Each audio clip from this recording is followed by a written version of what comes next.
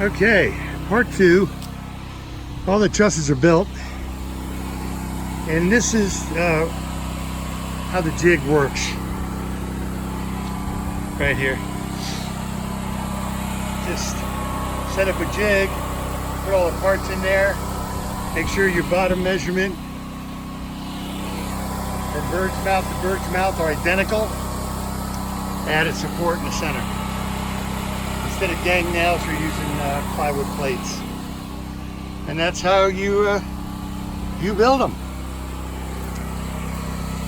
So we can take all this staging down now, turn it into a chop saw table, and get ready to, once the trusses are up, put these 5/4 boards, attach them.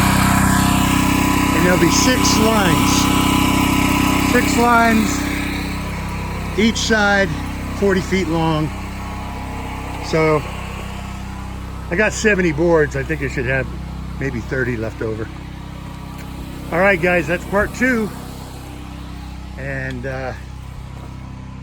maybe we're gonna go ahead and, while we have a free minute, go ahead and put this tank in. All right, guys, I'll talk to you later.